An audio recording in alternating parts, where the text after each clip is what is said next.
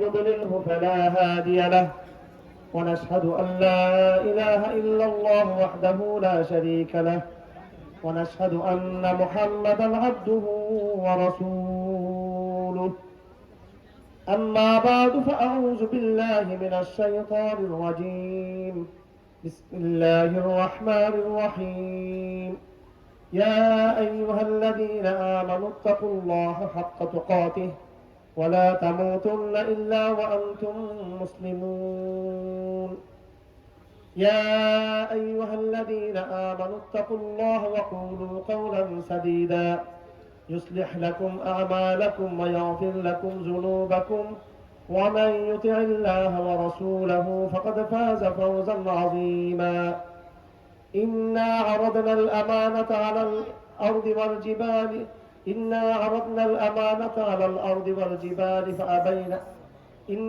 عرضنا الأمانة على السماوات والأرض والجبال فأبين أن يحملنها وأشفقن منها وحملها الإنسان إنه كان ظلوما جهولا وقال تعالى لقد صدق الله رسوله الرؤيا بالحق لتدخلن المسجد الحرام إن شاء الله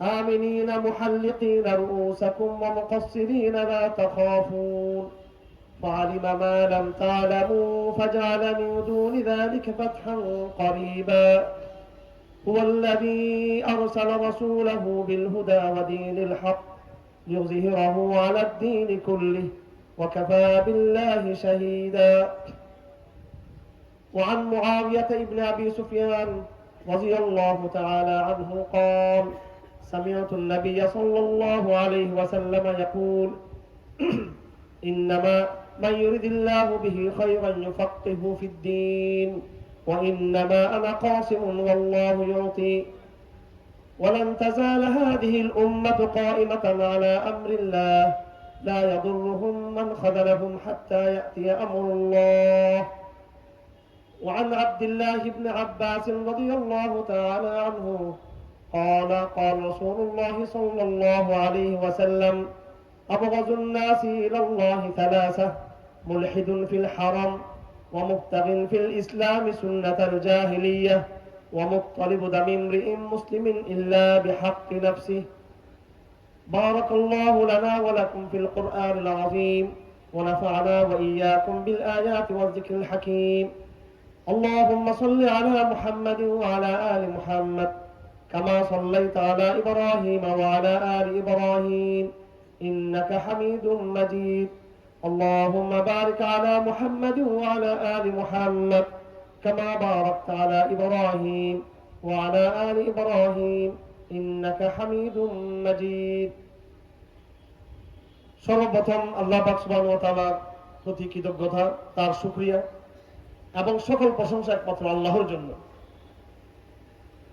তিনি আমাদেরকে ইনসান হিসেবে দুনিয়াতে পাঠিয়েছেন ইসলামের আমানত দিয়ে ইন্না আরাদনাল আমানাতা আলাস সামাওয়াতি ওয়াল আরদি ওয়াল জিবাল ইসলামের আমানতকে আমরা ধারণ করেছি এবং মানব জাতির হাজার বছর ইতিহাসে সবচেয়ে বেশি সময় ধরে যারা এই আমানতকে রাজনৈতিকভাবে সামরিকভাবে সামাজিকভাবে অর্থনৈতিকভাভাবে পারিবারিকভাবে এবং সর্বাত্মকভাবে যারা এই আমানতকে রক্ষা করেছে তারা হচ্ছে একমাত্র মুসলিম উম্মাহ বিগত প্রায় 1200 বছর পর্যন্ত ইসলাম রাজনৈতিকভাবে এই আমানতকে ধারণ করে রেখেছে আর বর্তমানে তথাকথিত কিছু মুনাফিক বের হয়েছে যারা বলে যে খেলাফত এই জমানায় দরকার নাই শরীয়ত দরকার নাই আমরা দায়িত্বহীন ভাষায় বলতে চাই এই আমানতের যে রাজনৈতিক রূপ ইন্না আরাদনাল আমানা আলাস সামাওয়াতি ওয়াল আরদি ওয়াল জিবাল যে আমানত মানব জাতিকে আমি দিয়েছি আদম থেকে কিয়ামত পর্যন্ত যত মানুষ আসবে সেই আমানতের ব্যক্তিগত পারিবারিক সামাজিক অর্থনৈতিক কূটনৈতিক রাজনৈতিক আন্তর্জাতিক তার বিভিন্ন দিক আছে সামরিক দিক আছে আল্লাহ প্রদত্ত তৌহিদের যে আমানত এই আমানতের যে রাজনৈতিক দিক তার নাম হচ্ছে খেলাফত ব্যবস্থা এবং পৃথিবীতে একমাত্র ইসলাম, এটা ইতিহাসবিদরা বলেছে, এটা আমার কথা নয়। সমস্ত ইতিহাসবিদরা স্বীকার করেছে, রাজনৈতিকভাবে, সামরিকভাবে সামর্থ্য নিয়ে, শক্তি নিয়ে পৃথিবীতে 1000 বছরের চেয়েও বেশি ইসলাম ক্ষমতায় ছিল দুনিয়ার বুকে। অনেকে যেটা বলতে চায় যে খেলাফত শুধু 30 বছর ছিল, এটা হলো একদম নবুয়তি মানহাজের পরিপূর্ণ সুন্নত, হয়তো 30 বছর ছিল। তারপরে যে রাজতন্ত্র হোক, যেটা হোক, আপনি কি বলতে পারবেন আমির মুআবিয়ার যেই রাজ্য, যেই শাসন ক্ষমতা, সেটা কি শরীয়ত বিরোধী ছিল? সেটাও খেলাফত ছিল। হ্যাঁ, হয়তো সেটা ওইভাবে খেলাফতের আশাদার যে 4 জন সাহাবের যে যুগ, হয়তো ওইরকম ছিল না, কিন্তু সেটাও কিন্তু ইসলামের মানদণ্ডে খেলাফত ছিল। আপনি কি বলতে পারবেন এই যে বনু উমাইয়ার 90 বা 80-90 বছর পর্যন্ত যে ইসলাম যে ছিল, আব্বাসীরা আসার আগ পর্যন্ত, এই সময়টুকু খেলাফত ছিল না? এমনকি হাজ্জাজ বিন ইউসুফের বলে জালেম রাজতন্ত্রের আমল পর্যন্ত কোরআনের শাসন প্রতিষ্ঠিত ছিল। চুরের হাত কাটা হতো, জিহাদের বিধান পরিচালিত ছিল, মুজাহিদরা জিহাদের দিকে তার ভূমিকা রাখতেছিল, এবং কাসাসের বিধান পরিচালিত ছিল, যাকাতের বিধান পরিচালিত ছিল। এগুলো কেউ স্বীকার করতে পারবে না। আব্বাসীরা যখন আসলো, শত শত বছর পর্যন্ত তারা যতই নারী নিয়ে তারা বিলাসিতা করুক, তারা যত রকমের অন্যায়ের মধ্যে লিপ্ত থাকুক, কিন্তু সেই জমানায় কিন্তু ইসলামের আইন রাজনৈতিকভাবে কিন্তু প্রতিষ্ঠিত ছিল। এরপরে পৃথিবীতে তুর্কি সাম্রাজ্য আসলো, তারাও কিন্তু রাজতন্ত্র, বনু আব্বাসীয় রাজতন্ত্র, উমাইয়ার রাজতন্ত্র, এবং তুর্কিরাও রাজতন্ত্র। যতই রাজতন্ত্র হোক না কেন, কিন্তু ইসলামের শাসন, ইসলামের রাজনৈতিক বিধান, ইসলামের সামরিক বিধান, কোরআনের যে আহকাম, কোরআনের যে ফৌজদারি বিধান, এগুলো কিন্তু বলবৎ ছিল। আমি এটাই বলতে চাচ্ছি যে পৃথিবীর ইতিহাসে এত 1000 বছর ধরে আর কোন ইজম, কোন মত পৃথিবীতে এইভাবে শাসন করতে পারেনি। আমার ভাইয়েরা, আজকে আমরা সেই আমাদের দায়িত্ব খেয়ে নিয়ে আসছি। আমরা আগামী দিনে এই বাংলার জমিনে শুধু নয়, সমগ্র ভারতবর্ষে ইসলামের এই আমানতকে সামরিকভাবে, রাজনৈতিকভাবে বিজয় করার দায়িত্ব আপনাদের সকলের দায়িত্ব। আপনাদের, আমরা এখানে শুধু সুনাম করার জন্য আসি নাই, আমরা এখানে এসেছি আমানতকে বুঝিয়ে দেওয়ার জন্য। জসিমউদ্দিন রহমানীকে গ্রেপ্তার করে 1 দশক ধরে কারাগারে নিক্ষিপ্ত করে রাখা হয়েছে। যদিও আগামী দিনে কোনো মুসিবত আসে, আমি আগাম বলে দিতে চাই, আপনারা সেই দায়িত্ব বুঝে নেবেন। আমার ভাইরা, আমি আপনাকে ধন্যবাদ জানাই যে আপনারা মজলুম আলেমদেরকে আপনারা এখানে স্বাগত জানিয়েছেন, হিম্মত করেছেন। বাংলার প্রত্যেকটা জনপদকে বলতে চাই, তাওহীদের চেতনায়, দাওয়াতের চেতনায়, জিহাদের চেতনায় উদ্বুদ্ধ হয়ে মুসলিমদের কাফেলায় আপনারা ঐক্যবদ্ধ হওয়ার চেষ্টা করবেন আপনারা সকলে। এবং আমরা যা বলি, ফার্সি উর্দু ভাষার কবিতা আছে, সতম গরু কে সামনে কবি সর ঝুকা है না কবি সর ঝুকেगा, শিআর সাদক पे हम नाज़ा है जो कहते हैं वही करेंगे। এখানে অন্য বক্তাদের সাথে আমাদেরকে মিলাবেন না, অন্যদের সাথে আমাদেরকে মিলাবেন না। আমরা যা বলে থাকি বাস্তবায়ন করে সে দেখিয়ে দেবেন ইনশাআল্লাহ। আমরা জিহাদের শপথ নেওয়ার জন্য এখানে আমরা এসেছি আপনাদের সামনে। আমার ভাইরা, আল্লাহর দ্বীনকে শুধু এই বাংলার জমিনে শুধু নয়, আল্লাহর দ্বীনকে সমগ্র বিশ্বে আজকে বিজয়ের ধারা সূচনা হয়েছে আলহামদুলিল্লাহ। এত কিছু দেখার পরেও আল্লাহর দ্বীনকে আখেরি জামানায় যখন বাংলাদেশে কিছু মুনাফিক, কিছু তথাকথিত মনের যখন বলতেছে খেলাফত এই জামানায় সম্ভব না, শরীয়ত এই জামানায় সম্ভব না, তারা কি দেখে নাই আফগানিস্তানের বুকে খেলাফত বিজয়ী হয়েছে? তারা কি দেখে নাই হামাস ইসলামকে সামরিকভাবে আজকে বিজয় করতে সক্ষম হয়েছে? আজ আমাদের আফ্রিকার ভাইরা ইসলামকে সামরিকভাবে বিজয় করতে সক্ষম হয়েছে, তারা সে দেখতে পারেনি। এবং আমি ভবিষ্যৎবাণী করে দিচ্ছি, এই আন্তর্জাতিক বিশ্ব ব্যবস্থা, বিশেষ করে ভারত যে রামরাজ্য প্রতিষ্ঠার স্বপ্ন দেখতেছে এখন, এই ভারত বিগত 16 বছরের শেখ হাসিনার আমলে, শেখ হাসিনার স্বৈরতান্ত্রিক আমলে, ফ্যাসিজম আমলে শেখ হাসিনা শাসন করে নাই, ভারত আমাদের শাসন করেছিল বিগত 16 বছর। আমি আপনাদেরকে জিজ্ঞেস করতে চাই, ওয়াদা নিতে চাই, ভারত কি আর বাংলাদেশে উঠতে পারবে? ঢুকতে পারবে ভারত? প্রতিরোধ করতে পারবেন তো আপনারা? ভারত চক্রান্ত করতেছেন। বাংলাদেশে ভারত অতীতে রাজনৈতিক আগ্রাসন চালিয়েছে, বাংলাদেশে ভারত অতীতে সাংস্কৃতিক আগ্রাসন চালিয়েছে, বাংলাদেশে ভারত সামরিক আগ্রাসন চালিয়েছে। আজ আমরা শপথ দিতে এসেছি, ঘোষণা দিতে এসেছি যে ভারত আর কোন আগ্রাসন বাংলার মাটিতে চালাতে পারবে না ইনশাআল্লাহ। সেজন্য আপনাদেরকে সতর্ক থাকতে হবে, সচেতন থাকতে হবে, আপনাদেরকে সাবধান হতে হবে আপনাদের সকলকে। আজকের এই সমাবেশ থেকে আমি আরেকটা দাবি জানাতে চাই, বর্তমান যেই সরকার ক্ষমতায় রয়েছে তাদেরকে এবং বিশেষ করে ছাত্র সমাজকে বলবো, এই দেশে ইসলাম এতিম না, কিন্তু এই দেশে ইসলাম কোন আওয়ামী লীগ এর করুণার উপর ইসলাম টিকে ছিল না। বিগত 16 বছর আওয়ামী লীগ এমন কোন চেষ্টা করে নাই যে চেষ্টার মাধ্যমে তারা ইসলামকে দাবিয়ে দিবে, এমন কোন চেষ্টা তারা বাদ দিয়েছে? ইসলামকে তারা দমাতে পেরেছে? ইসলাম এই দেশে কোন বিএনপির করুণায় টিকে ছিল না, সামনে কোন বিএনপির করুণায় ইসলাম টিকে থাকবে না। ইসলাম এই দেশে কোন ছাত্রদের সামরিক বাহিনীর করুণায় ইসলামকে টিকতে হবে না, ইসলাম তার শক্তি এখান থেকে থাকবেন ইনশাআল্লাহ। সুতরাং এখানে ছাত্র সমাজকে বলবো, এই বিগত আন্দোলনে আমরা কিন্তু শরীক, আমরাও আন্দোলন শরীক। বিগত দিনে সমগ্র বাংলাদেশে প্রায় 16 বছর পর্যন্ত এই স্বৈরাচারী হাসিনার সিংয়ের বিরুদ্ধে আমরা লড়াই করেছি। আমাদের ভাইয়েরা সাব্বাচক্ত রক্ত দিয়েছিল, আমাদের ভাইয়েরা মোদী বিরোধী আন্দোলন রক্ত দিয়েছিল, আমাদের ভাইয়েরা। আমি 5 বছর কারাগার খেটেছি। আমি এখন আমার বড় ভাই শ্রদ্ধেয় জনাব শেখুল হাদিস আল্লামা জসিমুদ্দিন রহমানী 11 বছর তিনি কারাগার খেটেছেন।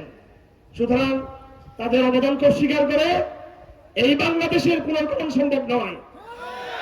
বাংলাদেশের পুনর্গঠনের জন্য আমাদের যে সমস্ত ভাইয়েরা মুরব্বীরা ফাঁসির মঞ্চে শাহাদাত বরণ করেছেন, যেই দলের হোক না কেন, তাদেরকে আমরা শ্রদ্ধার সাথে আমরা স্মরণ করি। আমরা যে সমস্ত ভাইয়েরা রাজপথে জান দিয়েছে, চাই সেটা মোদী বিরোধী আন্দোলন হোক, চাই সেটা ৭৭ আন্দোলন হোক হেফাজত ইসলামের, চাই সেটা ফতোয়া রায় বিরোধী আন্দোলন হোক, চাই সেটা নারী উন্নয়ন নীতি রায় বিরোধী আন্দোলন হোক, অথবা সেটা দেওয়ার সাইদ হিসাবের বিরুদ্ধে যে রায় দেওয়া হয়েছিল সেই রায় প্রতিবাদে হোক, যেইভাবে হোক, এই দেশের আবহাওয়ার ছাত্র জনতা রক্ত দিয়েছে বাংলাদেশে, এবং হাজারো মানুষ এই দেশে রক্ত দিয়েছে। এই রক্তের বিনিময়ে স্বৈরতন্ত্র পতন করেছে। এটা শুধু ছাত্রদের 2 সপ্তাহ 3 সপ্তাহ আন্দোলনে শুধু এই সরকারের পতন হয়নি। এই সরকার পতনের পিছনে বিগত 16 বছরের ছাত্র জনতার, নাগরিক সমাজের, আলেম ওলামাদের, তৌহিদবাদী জনতার বিশাল স্যাক্রিফাইস, বিশাল কোরবানি রয়েছে। সুতরাং এমন কোন ব্যক্তি, এমন কোন প্রতিষ্ঠানের আস্ফোরণ আমরা বরদাস্ত করব না, যারা এই দেশের ইসলামের মুসলমানদের যারা বুঝতে পারে না। এই মাত্র গত কয়েকদিন আগে শিল্পকলা একাডেমিতে যে মহাপরিচালককে নিয়োগ দেওয়া হয়েছে, অনতি বিলম্বে এই মহাপরিচালককে তার কর্তব্য অবসান করতে হবে। তাকে সে বলেছে ওয়াজ মাহফিল চলবে না, নাটক চলবে। সেই বলেছে এই বেয়াদব শিল্পকলা একাডেমি মহাপরিচালক বলেছে যে 2024 সালে এসেও কেন মেয়েরা পর্দার বোরকা করবে। এই বেয়াদব উদ্দেশ্য বলতে চাই 2024 সাল, 2040 সালে, 50 সালে এমন এক বাংলাদেশ গড়ে তোলা হবে ইনশাআল্লাহ। আমাদের সমস্ত মেয়েরা ইনশাআল্লাহ বোরকা ধারণ করবে ইনশাআল্লাহ।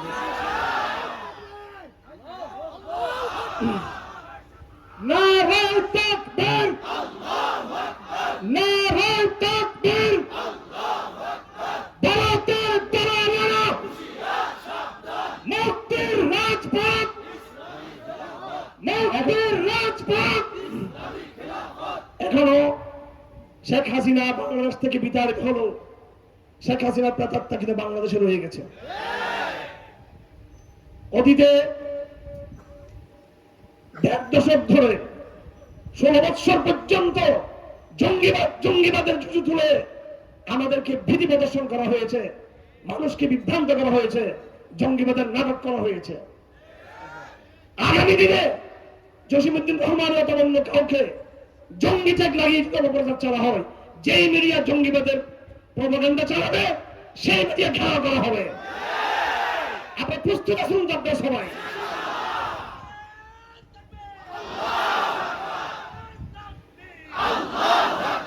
শোনেন শোনেন, আমি কবিতা বলেছি, सतम गरों के सामने कभी सर झुका है ना कभी सर झुकेगा। জালেমদের সামনে আগেও কোনো আমরা মাথা নত করি নাই, সামনেও কোনো মাথা নত করবো না। করব শিআর সাদক পে হাম নাজা হ্যায়। আমাদের যে ঐতিহ্য রয়েছে, সত্যবাদিতার যে প্রতীক রয়েছে, সিম্বল রয়েছে, আল্লাহ প্রদত্ত তাওহীদের যে গৌরব আল্লাহ আমাদেরকে দিয়েছেন, সেটা নিয়ে আমরা গর্ব করি, এটা নিয়ে আমরা ফখর করি, এটা আমাদের আত্মপরিচয়, এটা আমাদের গৌরব। जो कहते हैं वही करेंगे, আমরা যা বলে তা করে ছাড়বো ইনশাআল্লাহ। এই দেশ অবশ্যই মানুষের চূড়ান্ত মুক্তি আসবে ইসলামের মাধ্যমে। ইসলাম ছাড়া কোন তন্ত্র মন্ত্র মানুষকে ইনসাফ দিতে পারে? এটা বিশ্বাস কিনা আপনাদের সকলের? বিশ্বাস কিনা আপনাদের সকলের?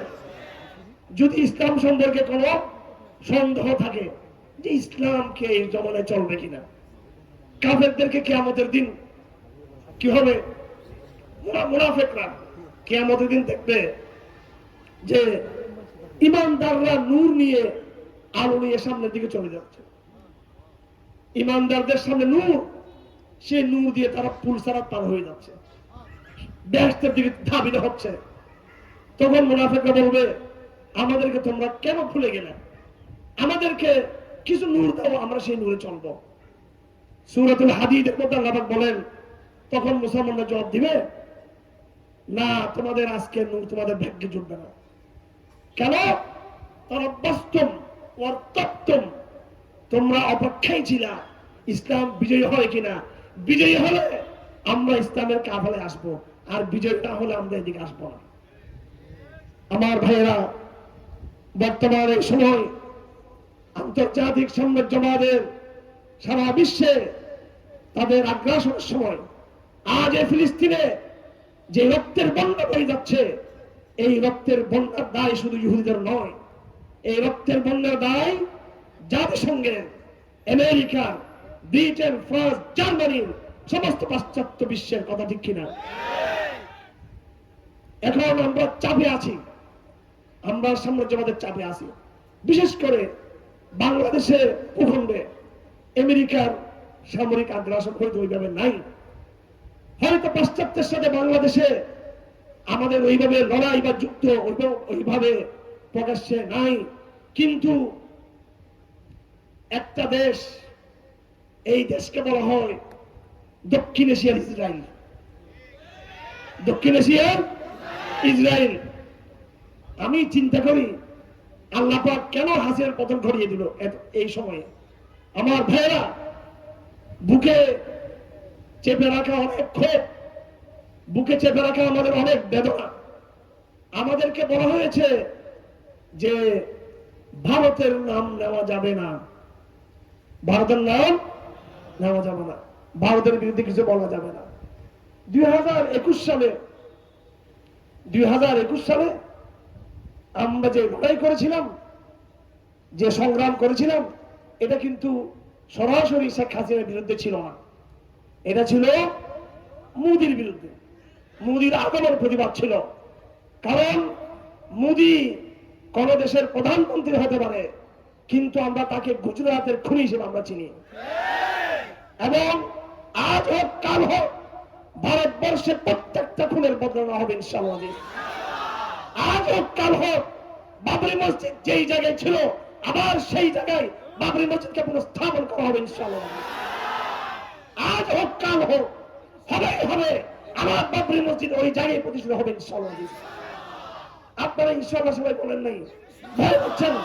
আপনারা ভয় পেতে পারেন, আমাদের মুজাহিদ ভাইয়েরা বাবরি মসজিদকে সেই জায়গায় প্রতিষ্ঠিত করবে আবার।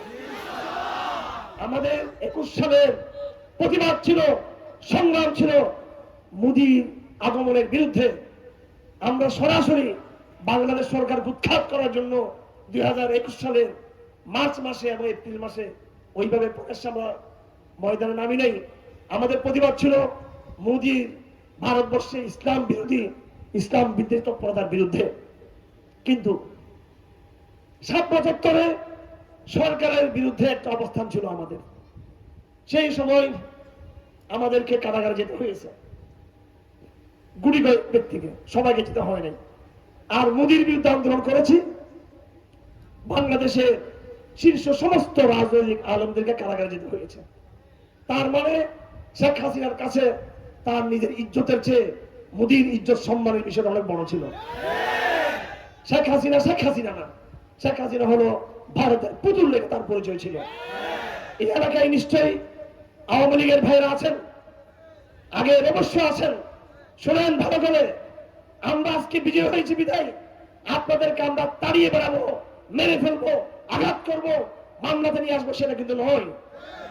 আপনাদের মধ্যে যাদের শুভ বুদ্ধি রয়েছে, যাদের বিবেক রয়েছে, যাদের মধ্যে সামান্যতম ইমানের চেতনা রয়েছে, আজ তোমরা পরিচয় দিয়েছিলে 15 বছর 16 বছর পর্যন্ত মুক্তিযুদ্ধের চেতনার নামে বাঙালিত্বের পরিচয়কে বড় করে দেখিয়েছ, 71কে বড় করে দেখিয়েছ, বঙ্গবন্ধু শেখ মুজিবকে বড় করে দেখিয়েছ, তোমরা তিতুমিরকে ভুলে গিয়েছ, ফরাজি আন্দোলন ভুলে গিয়েছ। এই ভারতবর্ষের ওলামায়ে কেরামের ব্রিটিশ বিরোধী সশস্ত্র জিহাদ না হলে তোমার বঙ্গবন্ধুর জন্ম তো হতো না। তোমার বঙ্গবন্ধু এসেছে, আওয়ামী লীগ এসেছে মুসলিম লীগের পেটের ভিতর থেকে। আর এই মুসলিম লীগকে জন্ম দিয়েছে ভারতবর্ষে ওলামায়ে কেরামের 100 বছরের সশস্ত্র জিহাদি সংগ্রামের মধ্য দিয়ে মুসলিম লীগের জন্ম হওয়া সম্ভব হয়েছিল। তোমরা নিজেদের জন্মকে স্বীকার করেছো। যেই ব্যক্তি বলে আমার বাপ আছে, তবে আমার বাপের জন্ম করতে গেলে আমি জানি না, আমার বাপই শুধু, তাহলে তাকে কি আমরা বলবো তার জন্ম ঠিক আছে? তোমরা তোমাদের বাপ পিতা পিতা এটা বলতেছিলা, তোমরা তোমাদের দাদাকে স্বীকার করো নাই। বঙ্গবন্ধুকে তোমার বাপ ডাকো, সমস্যা নাই, কিন্তু হোসেন আহমদ মদনী, শহীদ আহমদ শহীদ, তিতুমির এরা তোমাদের দাদা। তোমাদের দাদারা ছিল বিদায় তোমাদের বাপের জন্ম সম্ভব হয়েছিল। যদি তোমাদের মায়ের পেট থেকে তোমাদের জন্ম হবার পর এই মোল্লারা যারা এখানে বসে আছে, তারা যদি তোমাদের কানে যদি আজানের ধ্বনি দিয়ে থাকে জন্মের পরে, অর্থাৎ তোমরা যদি সমাজজাত মুসলমান হয়ে থাকো, এই সময়টা হচ্ছে তোমাদের ইসলামের দিকে ফিরে আসার সময়। আমি সমস্ত আওয়ামী লীগের ভাইদেরকে দাওয়াত দিচ্ছি, হেফাজত ইসলাম করার জন্য নয়, জামাত ইসলামী করার জন্য নয়, অথবা অন্য কোনো সংগঠন করার জন্য নয়। আমি তোমাদেরকে দাওয়াত দিচ্ছি, তোমরা সরাসরি ইয়া আইয়ুহাল্লাযীনা আমানু দুখুলু ফিস-সিলমি কাফা, তোমরা আবার ইসলামের পতাকা তুলে চলে আসো। শুধু আসবে তা নয়, ইসলামের পতাকা তুলে এসে আগামী দিনে হিন্দুস্তানের বিরুদ্ধে প্রতিরোধ করে দেবে তোমরা। তোমাদের নেতা শেখ মুজিব তিনি ডাক দিয়েছিলেন পাকিস্তান আগ্রাসনের বিরুদ্ধে। পাকিস্তানের সাথে আমাদের আদর্শিক সমস্যা ছিল না, রাজনৈতিক সমস্যা ছিল এবং অর্থনৈতিক সমস্যা ছিল, কথা ঠিক কিনা? রাজনৈতিক সমস্যার কারণে, অর্থনৈতিক সমস্যার কারণে শেখ মুজিব পাকিস্তানের বিরুদ্ধে লড়াইয়ের ডাক দিয়েছেন। আর ভারত শুধু আমাদের রাজনৈতিক শত্রু নয়, শুধু আমাদের অর্থনৈতিক শত্রু নয়, ভারত আমাদের জানের শত্রু, ভারত আমাদের জানের শত্রু, আমাদের ইমানের শত্রু। আমাদের এই ভারত আপনারা জানেন না, আরো বহু বছর আগে সীমান্ত এলাকায় বন্যার পানি ছেড়ে দিয়ে বিষাক্ত বিষাক্ত সাপ ছেড়ে দিয়েছিল এখানে, বহু আগে। আপনাদের অনেকের তখন জন্ম হয়নি, এই ইতিহাস আমরা পড়েছি।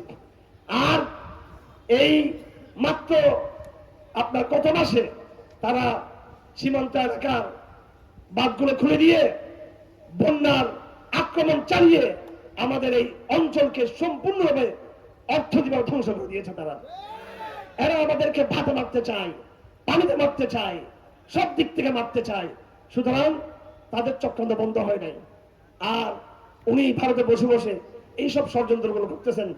সুতরাং সত্যিকার যদি আপনি ইসলামের চেতনা লালন করে থাকেন, সত্যিকার যদি আপনি নিজেকে বাংলাদেশের নাগরিক মনে করে থাকেন, দেশপ্রেমিক নাগরিক হয়ে থাকলে আপনাকে অবশ্যই এই ক্রান্তিকালে সকল বিদেশি আগ্রাসী শক্তির বিরুদ্ধে আপনাকে রুখে দাঁড়াতে হবে, ভারতকে শক্তি হিসেবে চিহ্নিত করতে হবে। আমি যেটা বলতেছিলাম সেটা হলো যে আমি চিন্তা করি যে দীর্ঘদিন বহু সত্য কথা আপনাদেরকে আমরা সরাসরি বলতে পারিনি। আমাকে রিমান্ডে নির্যাতন করা হয়েছে, মারা হয়েছে। আমি বাংলাদেশের এমন কোন গোয়েন্দা সংস্থা নাই যারা আমাকে 21 সালে রিমান্ডে নিয়ে যায়নি। 2013 সাল থেকে 16 সাল পর্যন্ত 3 বছর কারাগারে ছিলাম।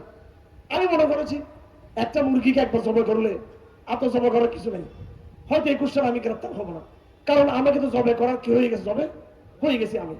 এর আগে 2009 সালে গ্রেপ্তার হয়েছি, 10 সালে বের হয়েছি, 13 সালে গ্রেপ্তার হয়েছি, 16 সালে বের হয়েছি, 21 সালে আবার কি ধরা পড়বো? আমি মনে করছি মুরগিকে তো 2 বার জবাই করা যায় না, আমাকে তো এমনি তারা 2 বার জবাই করছে, আরেকবার কোথায় জবাই করবে? ঠিক আছে, তারা আমাকে ধরে নিয়ে গেল।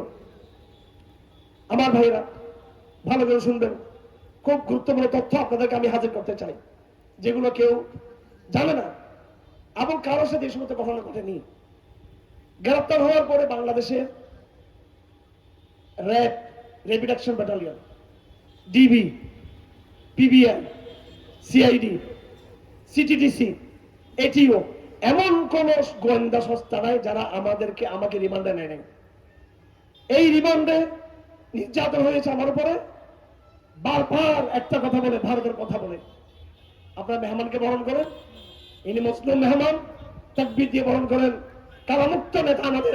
নারায়ে তাকবীর, নারায়ে তাকবীর, দিন ইসলাম, দিন ইসলাম।